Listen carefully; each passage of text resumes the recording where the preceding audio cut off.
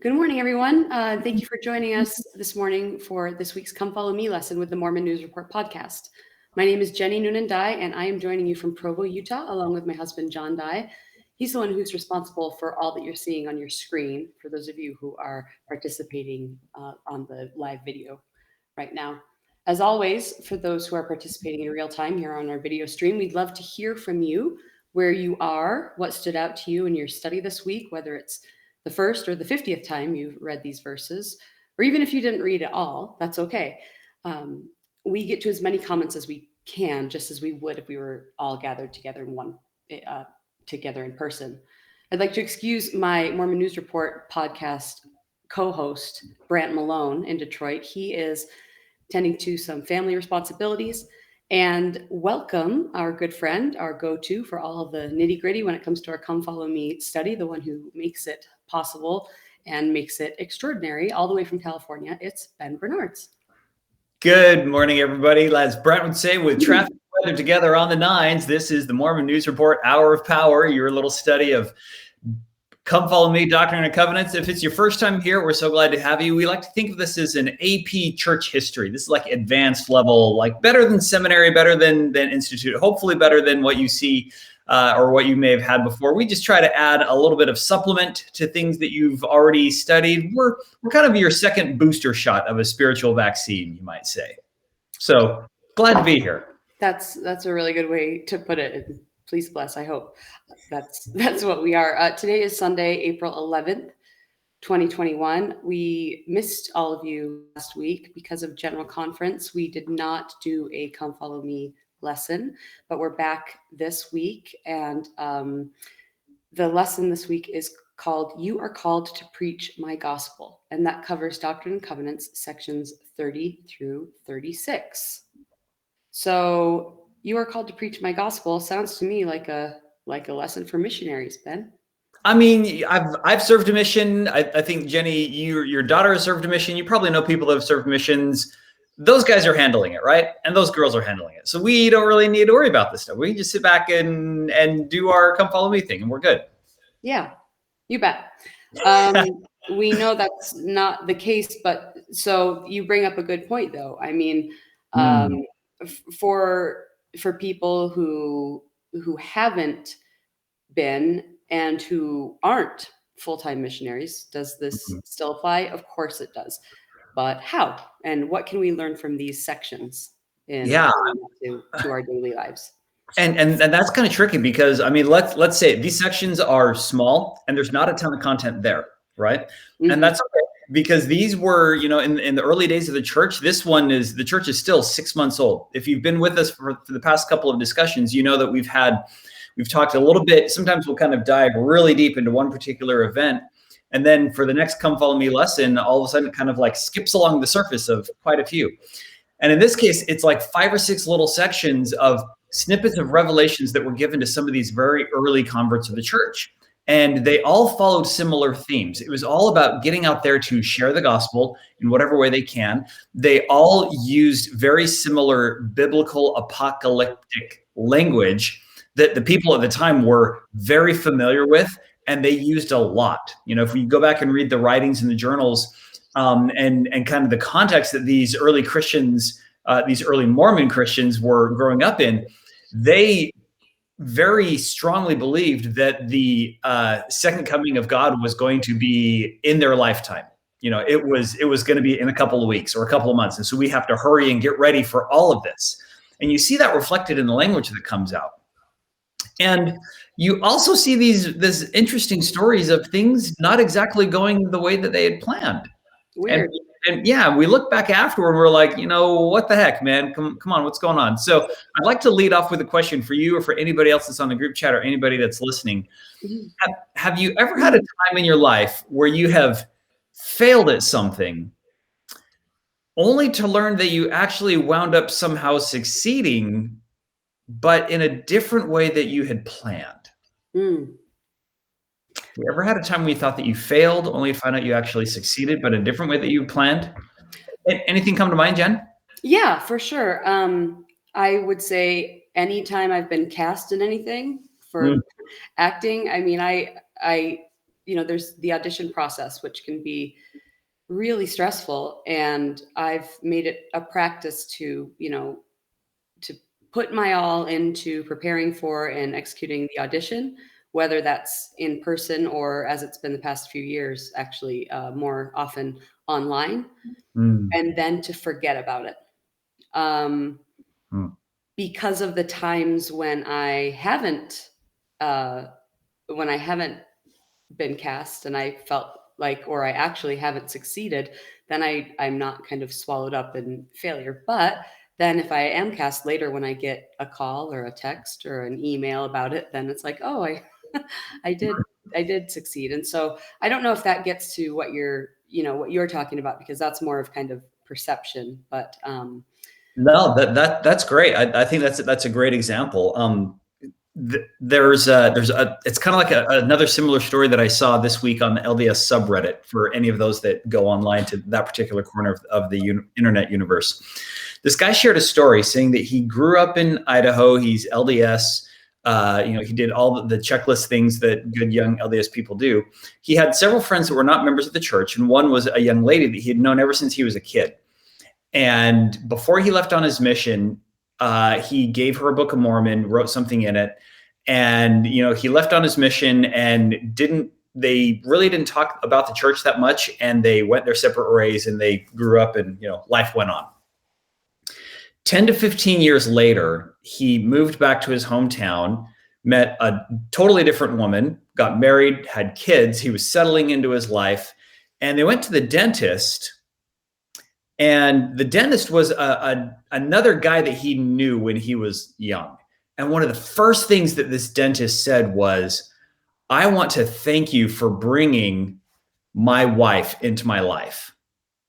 And the original poster was like, "What are you talking about? I haven't even talked to you. I've never introduced you to anybody." And he says, "No, my wife is a woman who wound up joining the church because you gave her a Book of Mormon years ago. And it wasn't a magical thing like she read and she studied, but she got introduced to the church to you. And later on in her life, when she was ready and looking for it, that seed had already been planted.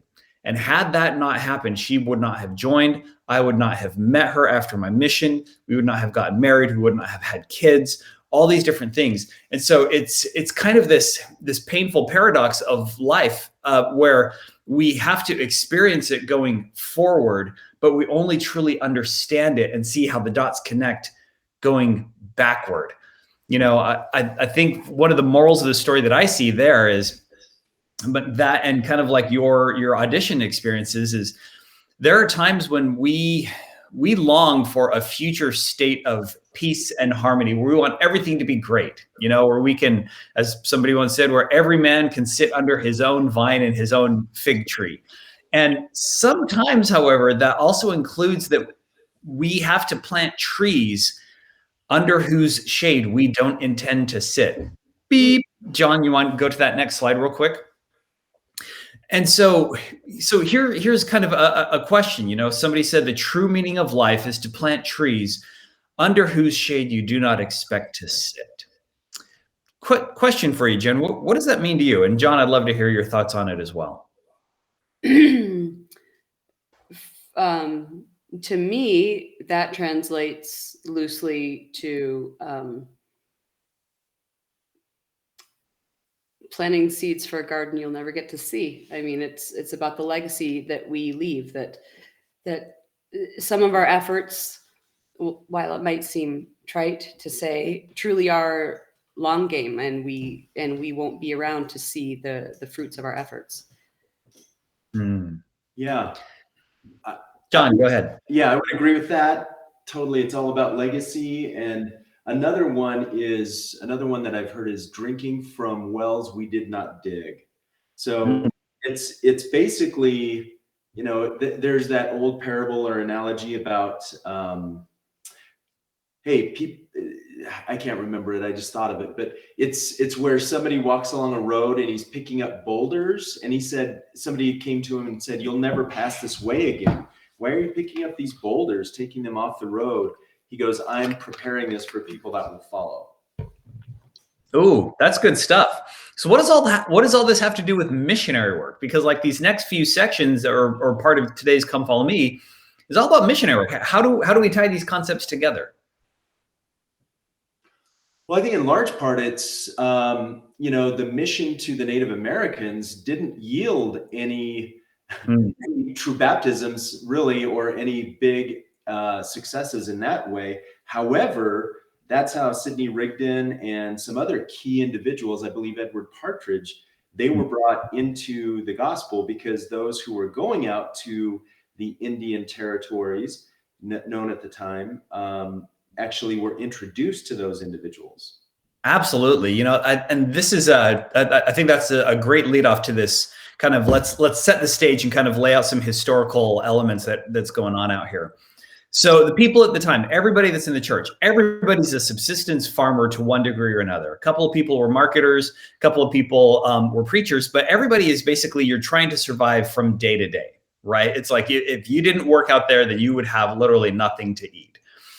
And part of this frontier survivalist idea is also frontier survival hospitality, which means it is part of the culture to offer food and lodging to anybody that's passing through town, anybody that doesn't have a home or is going to visit other people, in exchange for work or services, sometimes short term or whatever, with the expectation that if and when you wanted to go somewhere else, you would also be able to find somebody else who's willing to put you up for the night, give you a meal at a table, let you sleep in the barn or whatever. And this shared communal hospitality was part of what helped people survive. It's been that way for centuries. So you take that kind of as the baseline. Now, on top of that, you add the whole idea of missionary work. And for them, missionary work, we just have to say, it is nothing at all the way like how missionary work is done now. There's no central mission office. There's no mission president. There's no list of supplies. There's no MTC. They didn't always have companions. There's no preach my gospel. It was usually married men that were leaving, which meant on top of the incredible sacrifices that the wives already had to do, now the husband is gone. And so now the woman is there with whatever either other women would come to stay or other men that would be helping out, or kids or family members or whatever, as they're trying to, eke out a living here. And as these itinerant preachers would go, the Latter-day Saint missionaries were certainly not the first ones to be wandering around preaching the good word of God, right? That's how the entire upstate New York area got lit on fire before Joseph Smith's day. And so people would go around and they were really following what they saw in the New Testament as a model of ministering, which was the classical itinerant preacher.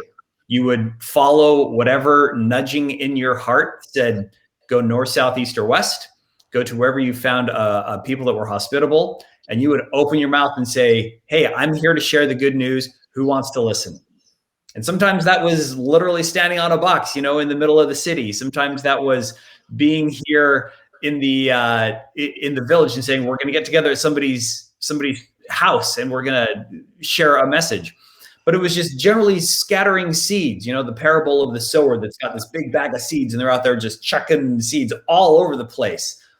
So before we go any further, for those of you that know people that have gone on missions or served missions, how would you feel if you were dropped into that kind of a world compared to how we have it now? Can you imagine yourself as like wandering around and just opening, talking to anybody? That's a good question. I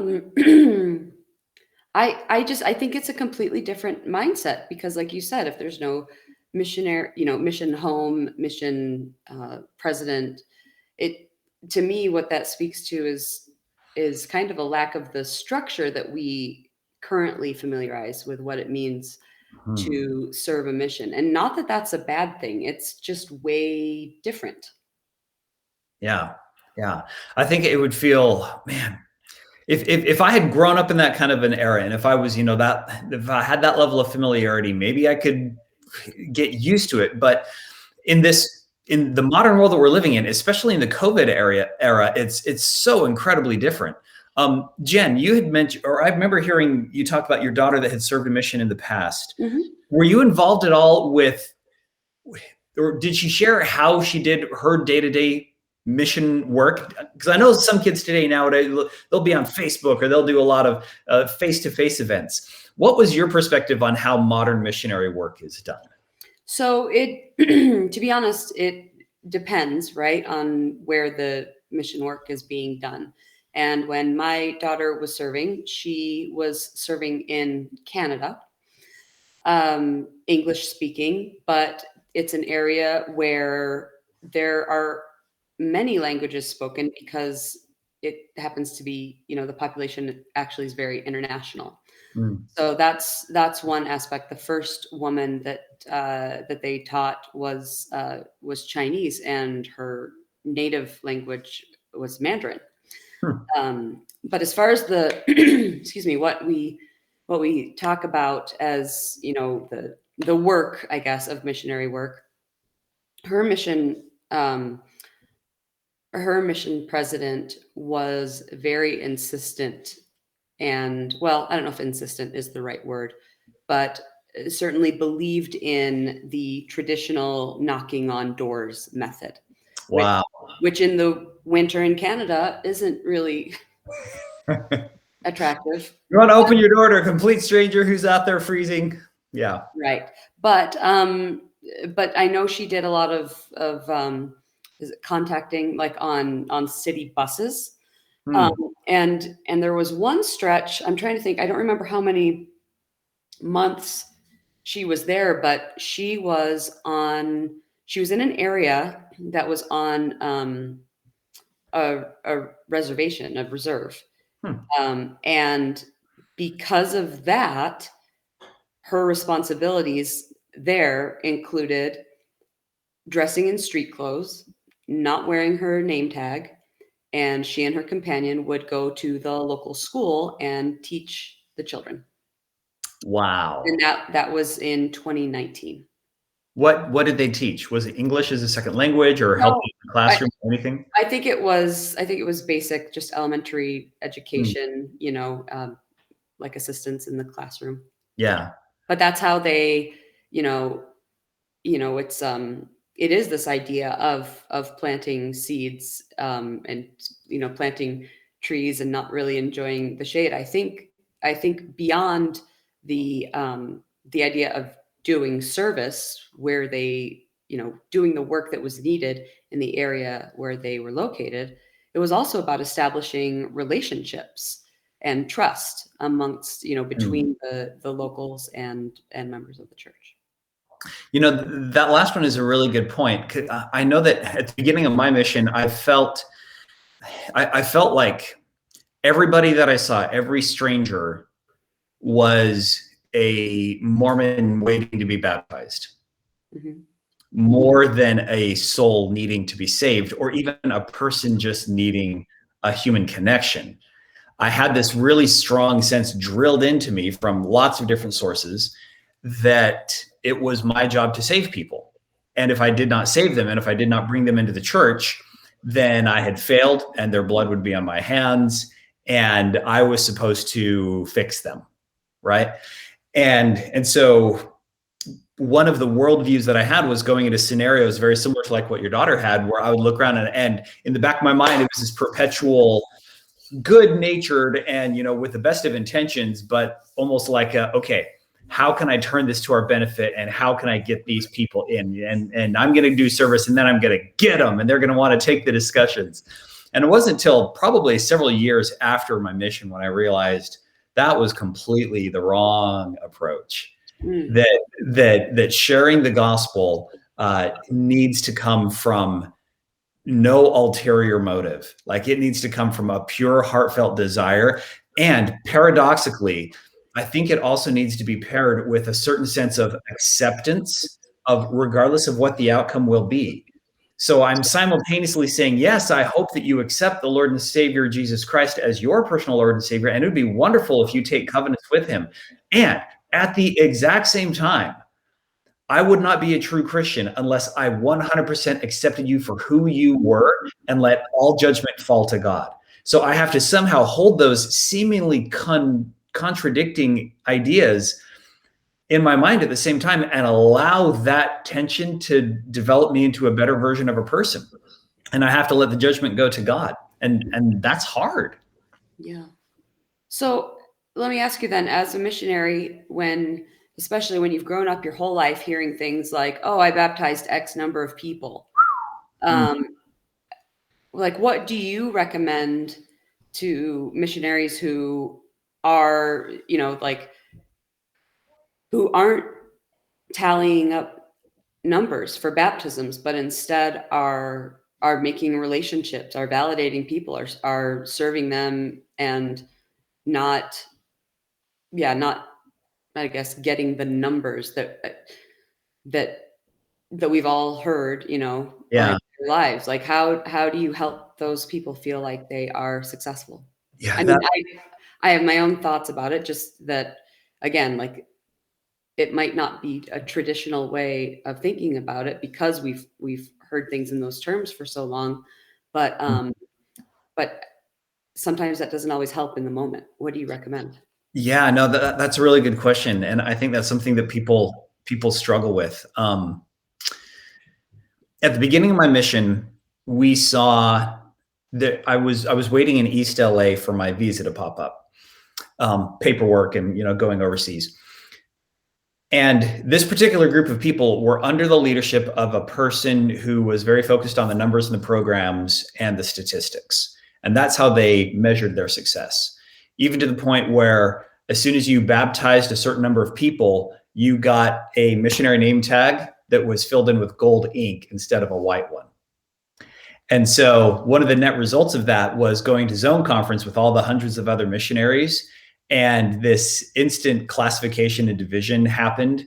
It felt like the old Dr. Seuss book, The Sneetches, where some had stars upon theirs and others had plain bellies, where you realize that all the gold level missionaries would all kind of click together and chit-chat with each other. And then all the plain white tag missionaries didn't. And then the mission president used the gold tag missionaries as the pool for leadership. Those were the people that got picked to be APs and zone leaders and all that sort of a thing. And at the very beginning, I was like totally aspirational. I was like, that's what I want. That's my success. That's my number. I got to hit it, And thankfully, I had some good sense knocked into me by a very wise companion on another, when I finally got my visa and I went to an island in the South Pacific where stats didn't matter. And you would go weeks, and we went months with hardly talking to anybody, and trying to bring that sort of that corporate statistic measurement level, this kind of like a American capitalist bureaucratic view of success is something that you can tick off in a box or that you can tally up at the bottom of a spreadsheet. Trying to bring that into a different culture, say like Tahiti or Fiji, which is where I was, it was oil and water. The two could not mix. And thankfully, I saw that very clearly. And the locals there were like, no. You are going to spend time living with these people and serving these people. And they were like, Elder Bernards, get out your Book of Mormon and go read Alma 32 and learn about the parable of the fruit and realize how long it takes to grow a fruit tree. Go read Jacob 5 with the parable of the olive tree. And see that there are people that work in the vineyards, and sometimes their entire work is nothing but pulling rocks out of the ground. And their entire work is nothing but dunging a tree, where you are quite literally up to your knees in a whole lot of bull crap, and it feels like it's not a lot of fun. But that's what everybody needs. Sometimes your entire work is nothing but pruning, and you're hauling stuff off to the bonfire. Sometimes you will go your entire life doing nothing but fertilizing and tending. And the hard part behind all of that is realizing that our job is not to weigh the bushels full of olives. Our job was to serve. And each one of us has a different one to do it. And if we know that the harvest belongs to the master of the vineyard, and all of us are nothing more than fellow laborers, then eventually I came to see that my service of pulling rocks out of the ground could be consecrated and just as holy as the person returning triumphantly to the silo with sheaves and bushels on their shoulders saying, look how many I gathered. because we realized that that gathering would not have happened had it not been for people that had come years before. Yeah. I think you make a good point too, when you said kind of the American idea of it. And I mean, do you think that is part of it? Kind of, if you come from the United States, you have an idea of what success looks like versus if you are from Canada or from the islands or from Europe or from Latin America. What do you think? Yeah, I mean, I think if we were to own up to it, I think it's certainly a factor in our culture. You know what I mean? The mission presidents that have done all of their work for the past several decades, if you were to look at their career backgrounds and their educational background, I'm guessing between 80 to 90% of them come from a lot of business, right? There's very few people that are financially secure and financially independent enough that they can serve as a mission president that don't have that sort of statistical understanding of that knowledge. So for better or for worse, I think that's part of the heritage that we have. And I think we're seeing changes. We've seen now that we've got different models of not just missionary work, but different models of how to be a good Latter-day Saint. We're seeing things like this entire Come Follow Me program. We're seeing people go off and create rogue podcasts and non-sanctioned Sunday school classes that they do live streams on and they invite people into. And we're realizing that, maybe we can break the mold a little bit. And maybe that's okay, because the point is to not everybody do the exact same thing the whole time. Because if we did that, nothing would change and nothing would get better. But if we can look around and say, hey, there's different ways of sharing this gospel, and sometimes the church is going to say, let's find different ways to share it, and sometimes it's us that's going to find different ways to share it, then if the end net result is it draws people closer to Christ, then I see that as a win. Awesome. Yeah, you're right. And like you said, there are lots of different ways and frankly, different timelines that draw people to Christ. Speaking of which, there's a couple verses that I wanted to touch on here about in D&C 35 on how sometimes it doesn't go exactly as planned. John, if you wouldn't mind pulling up the next one, there's this verse in D&C 35:13. Let me pull it up here really quick. D&C 35:13. When part of this verse it says, I call upon the weak things of the world, those who are unlearned and despised, to thresh the nations by the power of my spirit. So, question for you, Jen and John, and for anybody else that's there, and thank you so much. We're seeing Sherry and Weary and Laurel and Jamie and all the other good people that are chiming in. And Pone from, I'm guessing that's Euless, Texas. Thank you so much for joining. We're so glad to have you here. So he says he's going to call upon the weak things of the world, those who are unlearned and despised, to thresh the nations. Not thrash, like not the skater. That's what I thought it was when I was a kid. Somebody's like, yeah, we're going to go out and thrash the nations. We're going to trash everybody. No, he's saying he's threshing the nations. So do you guys know what threshing is? Like, what are we talking about here? And how the heck does that apply to us? Do you guys know? I don't know, but I'm guessing because of all the farming and gardening metaphors, it has something to do with that. Yeah, totally. Now, I had to do a little bit of research on it myself to figure out, what the context is here. We've got an image here that shows, and if you can't see the image, I'll try to describe it. Imagine a big cluster of wheat stalks. So, the stuff that you see stereotypically on the ultra healthy cereal that's totally boring to eat. So you got the long grassy stalks, and on the very top, you've got all these little clusters of grain. Okay, so typical wheat stalk. So the grain is surrounded by a lot of a papery shell. It's the kind of stuff that kind of gets stuck in your socks when you're hiking, or maybe it'll get in your dog's fur or whatever. But if you want to get down to the grain, you've got to separate it from all the outside papery shell stuff. That's called the chaff. And it takes a lot of grain to make a loaf of bread or a meal. which means you've got to spend a lot of time separating that grain from the inside of the chaff. And humans have been dealing with this for thousands and thousands and thousands of years. They've figured out different ways to make it, to try to separate it. You can take it and just like rub it in your hands and all that chaff will come off on the outside, but that's not very effective. You could actually take it and you could you sift it around in a big old bowl and let it kind of rub against each other. But they came to realize that there's got to be a faster, easier way to do this. And so here's a tradition that goes back for millennia across multiple cultures. It's this idea of threshing. So a couple things have to happen. Number one, you have to, and listen with your spiritual leaders for anybody that's tuning in at this part. Number one, you have to let the grain grow up 100% complete. You can't go out there and try to cut it too early. It has to come to it's fully mature and has to hit the point where it almost might look like it's going to die, like it's dried out. Number two, while it's growing out there in the field, there's probably going to be a lot of other stuff that's growing with it at the same time. There's going to be weeds. There's going to be other crops. There's going to be other things that are growing. And you won't have time to sit there and pull out every single weed. You won't have time to, you have to let all of it grow up.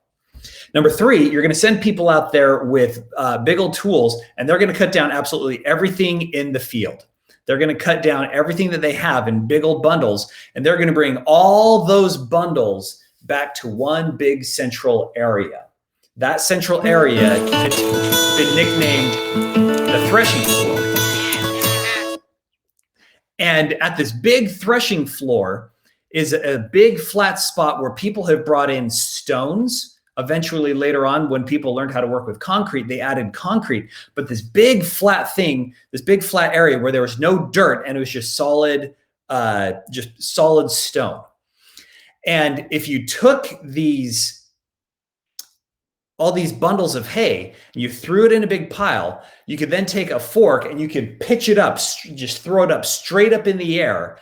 And the weight of it, when you threw it up, if you did it over and over and over again, a couple things would happen. Number one, the heavy grains would get shaken loose from the chaff, and those would all fall to the ground. And because they landed on flat stone with very few cracks in it, you could then scoop up the grain.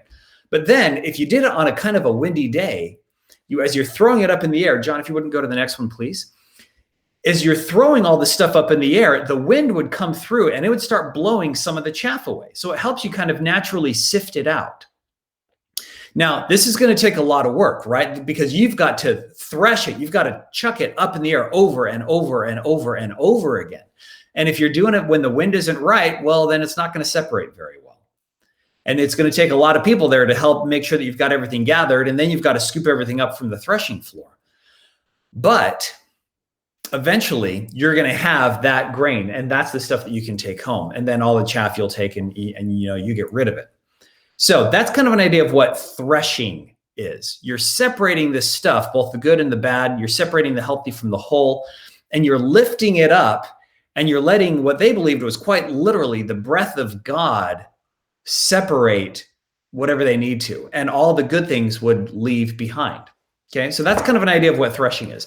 And nowadays, if you go on modern day farms, actually a couple of years ago, I was driving to an EFY conference here in Central California, and I saw what looked like this massive dust storm going across the freeway. And I realized that it was a threshing operation that was going, and they were using machines where they would have all these huge harvesters, and they would take all this grain and they would take it up like a conveyor belt and then just drop it from like 20 feet in the air. And because it was a windy day, that was a modern day threshing, and the wind came and it blew everything. And there was so much chaff in the air that visibility was dropped to like less than a quarter of a mile. It was crazy. It looks like we've got a link that we're dropping in the chat today of a modern day threshing operation. So if anybody wants to see how that works, you can see it as well. So if that's a little bit about threshing, so question then for you, Jen and John, and anybody else that's there, what is our role as a fellow laborer? So if God says he's calling on the weak, the weak things of the world, the unlearned, the despised, and our job is to thresh the nations by the power of his Spirit. So what does that mean? Like, what are we supposed to do? I don't know. I would say we're just supposed to open our mouths. The lesson talks about this a little bit, but if you think about how young the church was when these missionaries were called, it was what, 6, maybe 8 months into, April 6th, 1830 to when they were called. It was late 1830, I believe, if memory serves. So they didn't have a lot of familiarity with the church at the time and with gospel principles. So literally, it's just a desire to do the work. We read about that so many times in the first 30 sections. If you're called, if you have a desire to do the work. Absolutely. There's another couple verses here in D&C 35 that I think are really touching when it kind of highlights the fact that every one of us has a small part to play. I love what it says in verse 15, where it says, "The poor and the meek shall have the gospel preached unto them, and they shall be looking forth for the time of my coming."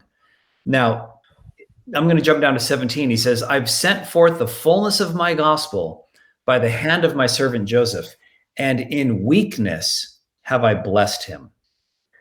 And every time I see verses like this in the D&C, I am so grateful that they had the courage to leave that stuff in there, because it could have been so easy for Joseph or Oliver or anybody else that was editing all of this to come out and say, "Oh yeah, no, Joseph is totally this great guy. He's my number one. He's totally perfect." And he's like, "No, God called me out in front of everybody." And he was like, you guys all know how weak he is. His wife knows how weak he is. And I'm going to bless him anyway. And it's going to be okay, which means I can also bless you. And sometimes when things don't go the way that you wanted them to, when they don't turn out the way that you thought, that's going to be okay. Because sometimes we're going to have these weird success stories that don't always pop up, kind of like we were talking at the top of the hour, where they don't always result in what we thought they were going to be. There's one little piece, a recommended reading that I loved in this Come Follow Me discussion in the actual app, whether you're looking on it on your phone or a tablet or online. As you're going through the Come Follow Me lesson, you're going to see a section in there. There's a link to a story called A Mission to the Lamanites. It links to something called Revelations in Context. And we'll also drop a note in here. In the Mission to the Lamanites, I'd like to go ahead and read this little snippet that explains, John, something that you had touched about how they found success in their labors as they're trying to, separate the wheat from the chaff, and they're trying to find ways to share the gospel. So here's the setting. At the very beginning, they were sent out and they were told, "Go teach the Lamanites." So like you said earlier, they're thinking, okay, we're going to go and we're going to, teach these American Indians. We're going to teach these Native Americans that are all the way out here. And on their way, they stopped, as these itinerant preachers do, as we mentioned earlier. They stopped at villages they were already familiar with. One of the guys that was there, one of the Pratt brothers, he came from a town outside this little village called Kirtland. And he was already a member of a different congregation. So he actually went back to one of his old minister friends, this guy named Sidney. And Sidney was a preacher that had a really popular crowd. This guy, he was kind of like a rock star preacher. People loved to hear him speak. So one of the Pratt brothers went to Sidney. They stopped at his house on the way out and they said, "Hey, we're going to go. We're bringing the gospel, and here's what we're sharing." John or Jenny, could I ask you to read something here? Would that be okay? The section that starts, right there, starting with, "In retrospect, the greatest impact of their mission." You take it there all the way down to the end of the paragraph, if that's all right. Would you like to read it? In retrospect, the greatest impact of their mission occurred partway through their travels. Pratt tells how they continued on their journey until they stopped in Mentor, Ohio, to call on Sidney Rigdon, Pratt's former friend and instructor in the Reformed Baptist Society. They presented him with a copy of the Book of Mormon, which he promised to read, and then taught the restored gospel in many homes in the area. The consequence of this was that at length Mr. Rigdon and many others came forward and were baptized by us and received the gift of the Holy Ghost by the laying on of hands. Pratt tells how the news of the discovery of the Book of Mormon and the marvelous events connected with it created a general interest and excitement in Kirtland and in all the region round about. The people thronged us day and night, insomuch that we had no time for rest and retirement. Meetings were convened in different neighborhoods, and multitudes came together, soliciting our attendance. In 2 or 3 weeks from our arrival in the neighborhood with the news, we had baptized 127 souls. Among those they introduced to the gospel there were Isaac Morley, John Murdoch, Lyman White, and Edward Partridge. Now, in case you don't know, those names out there, Isaac Morley, John Murdoch, Lyman White, Edward Partridge, these folks and their wives and their children became absolutely critical players in the growth of the church later on.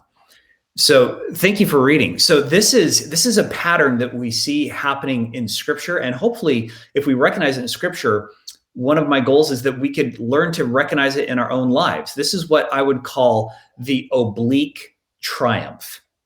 So obliques, like anatomy wise, you guys know what your obliques are, these muscles that you've got on the side.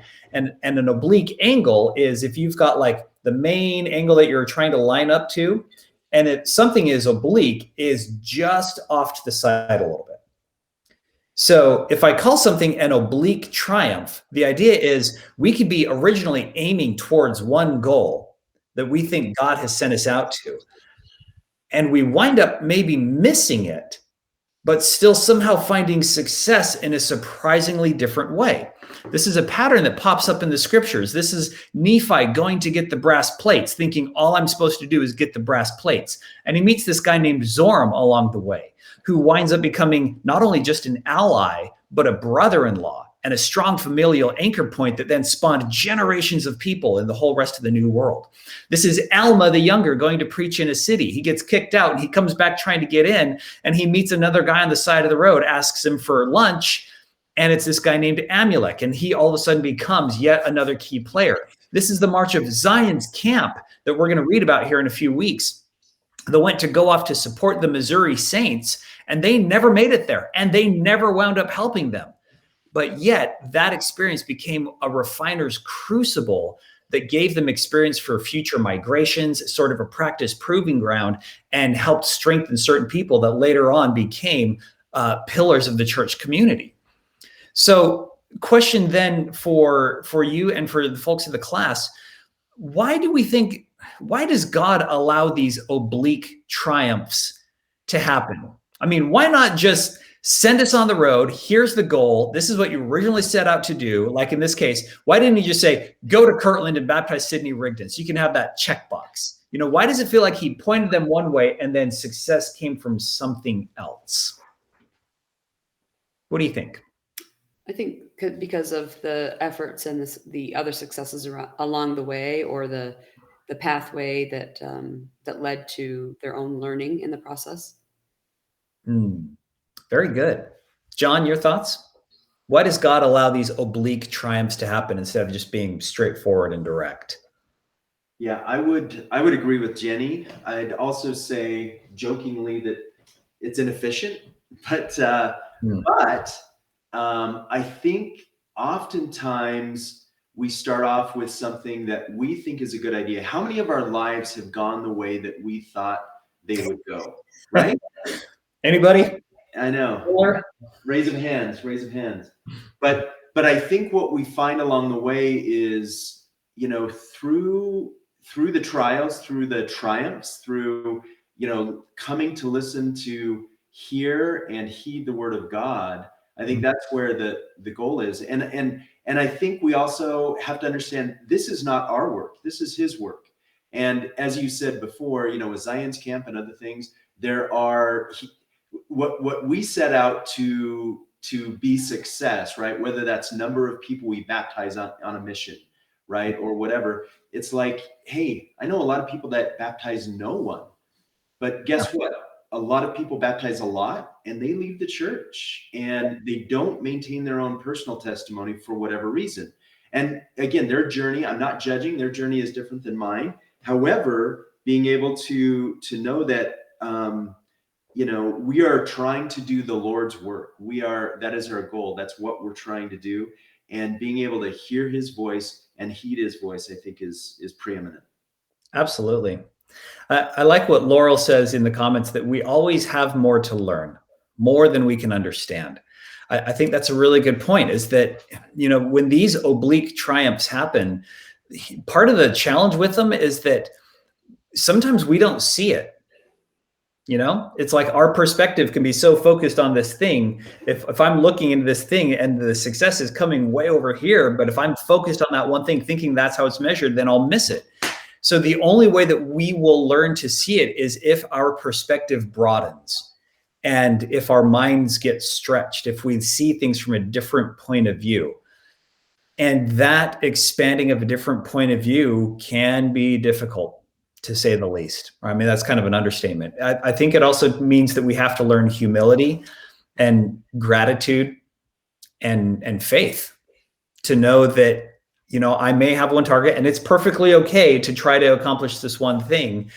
And at the same time, there is, I think, a refinement of character that happens when we take those moments to sit back and pause and reflect, and we look sideways at the other ways that things may have actually turned out good.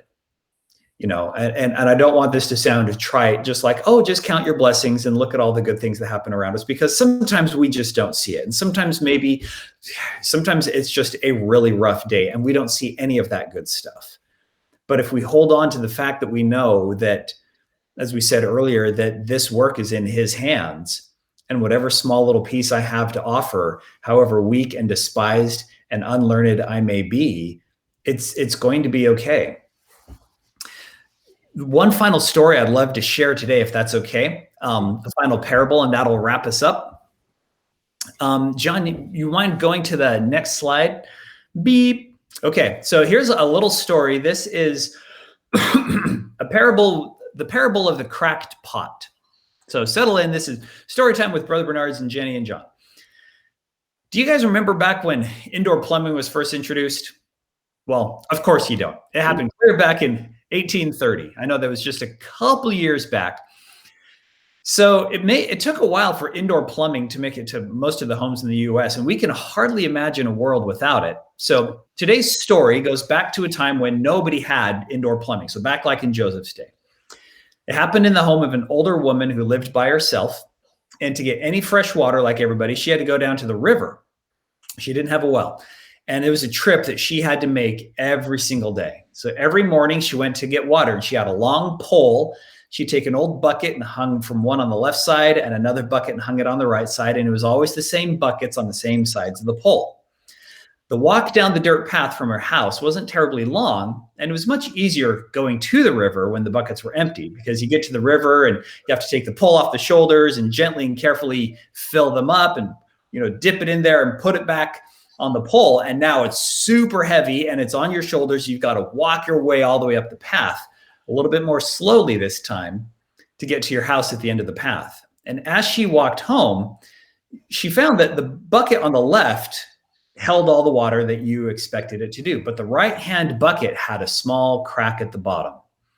And as soon as the woman starts walking down the path, the bucket would start leaking, this small little steady, persistent drip. And by the time the woman got home, she found that the bucket was already half empty. But nothing changed the next day. We went to go get water again, same pole, same buckets on their usual sides, with the right-hand one dripping out water. And the days passed, and the months passed, and the years passed, and nothing changed, until finally one day when she got to the river, the right-hand bucket sighed out loud. And this surprised the woman. She'd never heard a bucket sigh before. It's usually not a very vocal thing. And the bucket finally spoke up, and it said to her, "I am so sorry. I am so sorry." "Well, what are you sorry about?" the woman asked the bucket. "I'm sorry that I keep leaking. You work so hard to bring water to the house, and I'm half empty by the time we get home. And a bucket has just one, you literally had one job, and I can't even do it correctly." And the woman said, "Well, you do bring home half a bucket full of water." "Don't mock me," the bucket said. "I know what I am. I'm a failure. I was meant to carry water, and I can't carry water. I've got this crack. I'm defective. I'm a failure at the one thing that I was meant to do." And the old woman looked down at the bucket, this bucket that had been on her right side for all these years. And she had a look on her face that was kind of a mixture of sadness and caring. And after a long moment, she finally spoke again. She says, "My good friend, I am so, so sorry. I had no idea that you felt this way. You've been suffering all this time, but you had no idea, did you?"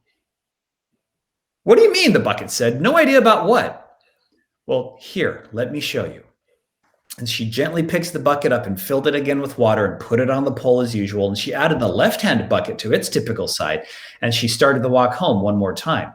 And she looked at the left-hand bucket, who's been quiet this whole time, and said, "Left-hand bucket, what do you see?" "What do I see?" the bucket said. "Well, I see dirt. I see the path. I see the same thing that I've seen every day." "That's right," said the woman. "Now, what do you see?" to the bucket on the right. And the bucket looked down for the first time and was amazed. All along the edge of the dirt path on the right side were flowers, beautiful, colorful flowers showing every hue imaginable.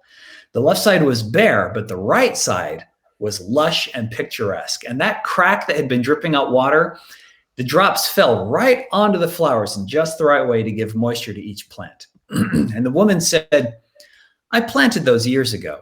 They are lovely, but this particular type of flower needs a lot of care. They required daily watering. So when I found you, I knew that I had found exactly what I needed. And every morning, I am filling you with water. And every morning, I walk up this hill and you sprinkle out so carefully, so precisely, drop by drop, exactly the right amount of water to keep those flowers alive, to keep them flourishing, to keep them beautiful. This path is the most wonderful place in my entire world, and it's all because of you." The woman consoled the bucket and said, "I am so sorry that you never knew this. I'm so sorry that you thought that you were broken, that you thought you were a failure. You're not a failure, and you're not broken. You're perfect." The bucket was stunned into silence, and the woman looked at it with wise eyes and said, "Beep." John, you go to the next one, please. And one more. The woman said, "What's amazing is that precisely the thing that you thought made you broken was the exact same thing which made you so powerful. What you thought was your greatest flaw was exactly what I needed to make our world a more beautiful place. The crack which you thought made you nothing was exactly what was needed to make our world holy." So that's the story. What's your takeaway, Jen and John and anybody in the class? What are your thoughts? I mean, that was lovely. I've never heard that before, and I like it a lot. I like the idea that, on the one hand, we're all broken, but on the other hand, our brokenness has purpose and it isn't without value. Awesome. Yeah, I would say I agree with Jenny, and I would also say, yeah, our finite minds, for example, this jar, this bucket, its main goal is to deliver water, right? Its main goal is to deliver water. And how uncomfortable that must have been for that woman to carry on the left hand one that did hold water, and on the right one that leaked. Over time, I would imagine, the weight would shift, but she understood, I think, the larger picture, right? So there's, I think, a strata of understanding that she has. Our Heavenly Father understands things that we don't. We see ourselves as imperfect, fallible human beings, which we are. But again, that's what gives the world color, right? That's why I love Big Tent Mormonism. We're not all the same. We don't seek to be homogenous. We need the values, the uniqueness of each individual to really make this world beautiful. Absolutely. When we try to share the gospel, when we try to live the gospel, I think it can be a very daunting task for us. We feel this responsibility to somehow save another human being, and it can feel absolutely crushing especially if we give into that cultural attitude that, you know, their sins are on our shoulders. And if we look at the numbers of us against the rest of the world, it can feel overwhelming. But I think the good news of the good news is that we're not called to save everybody. They've already been saved. That's Jesus's job. You know, the song that we sing for missionary, the great missionary anthem, is not called to save them. It's called to serve them. And those same heavenly parents who called us to serve, they know exactly who's around us. They know how they need to be served. They know how they need to be watered. And they know who has cracks that are the perfect water delivery shape and size. I think if we look at our fellow humans around us as nothing more than potential Mormons in training, we will fail. And we are totally missing the point of the gospel. I think if we look at them as brothers and sisters of the same godly lineage, if we treat them the same way that we would treat close family members that we dearly love, we love them for who they are, we share things that we're excited about, we hear what excites them, and we help them when and where they need it, then we'll succeed. And that success is going to come, like the flowers here, in lots of different shapes and sizes and colors, and in their own seasons. So there will probably be times in our lives when it feels like our efforts are fruitless. And maybe we will go many, many seasons of fruitless work before eventually we come to see the flowers that we have watered. And, you know, I like to believe that if I spread my little bit of gospel water wherever I can, in whatever small, tiny way I can, then the loving old woman who is carrying my bucket will know exactly where to put me. And somehow it will all turn out to make a holy place. Awesome. Thank you so much, Ben. That was really lovely. Thank you for your preparation and execution and your questions and all your insights. Really appreciate it. Thank you to John for everything that he does to make this, you know, visually interesting. Thanks to everyone who joined us, whether you participated in the comment section or not. Next week is Sunday, April 18th, 2021. And that lesson is called If Ye Are Not One, Ye Are Not Mine. It covers Doctrine and Covenants sections 37 through 40. And we may be joined by Brant. We'll have to see. So anyway, thanks everyone for being here, and we will see you again next time. Thank you.